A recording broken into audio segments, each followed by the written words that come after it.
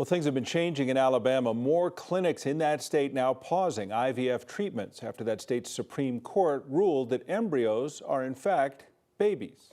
Now, to get a medical perspective on this issue and to stay away from the politics, we're just talking about the medical stuff. That's why we're bringing in 9 health expert, Dr. Payal Kohli.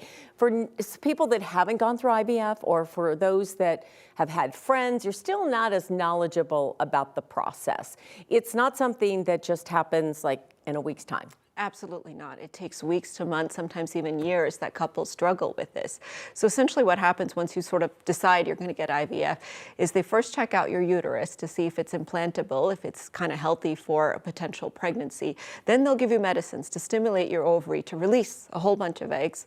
Then they harvest those eggs, and in a petri dish, they take your partner's sperm, actually fertilize the eggs, turn them into zygotes, which are single cells. That then turns into an embryo, which is multiple cells. Then they do genetic testing on that embryo to see, does it have the right number of chromosomes? Is it healthy? Is it even viable for this to turn into a child or, a fetus one day?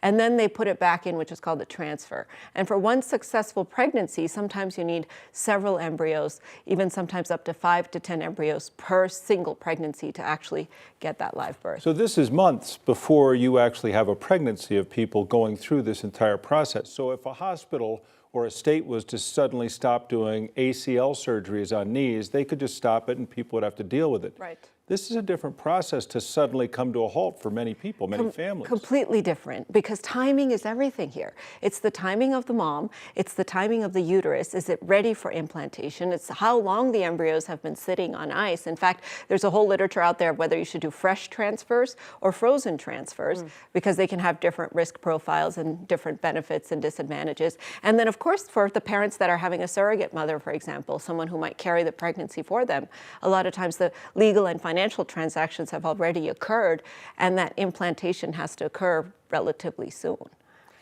Another question that just came to me when you're talking about this also requires that you are under a doctor's supervision fairly frequently, right? Yes, exactly. I mean, you would have to, I would think you'd have, because it's always risky. Well, all the time. You essentially need to be monitored through your entire period. In fact, they have doctors that are called reproductive endocrinologists whose specialty is only to do IVF. And IVF is such a tremendous advance. Reproductive medicine has come so far that I feel like putting these types of restrictions on doctors and on patients, I can speak for the physician community. Many of my friends that I've been talking to over the last few days, they're scared. They're completely clueless as to how they should proceed, what they should and shouldn't do, and it's really put us on edge for something that I feel like has been such a tremendous advance in the last few decades. So this is amazing science at one end, and that's worth talking about for sure, and we'll talk about what happens in Alabama.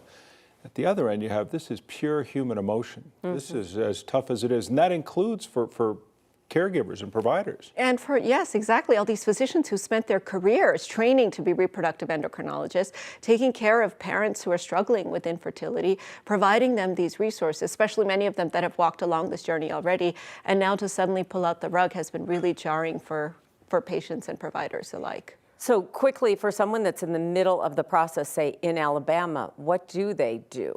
Their choices are very limited because a lot of clinics are now halting everything. There's even sort of restrictions as to them being able to take their embryos out of state. I was going to say, leaving would seem like the first best option. But transporting a frozen embryo, Tom, is not inexpensive. No, I know, yeah. It's not easy to do, and it could potentially have implications for the viability of that embryo as well. So I think they're trying to get some workarounds around this, but I really think in the meantime, we have to keep in mind that from a medical perspective, an embryo is not viable outside the uterus. It's not behaving like a child. You can't freeze and thaw a child like you can do for an embryo. And it may, if it has chromosomal abnormalities, never actually become a child.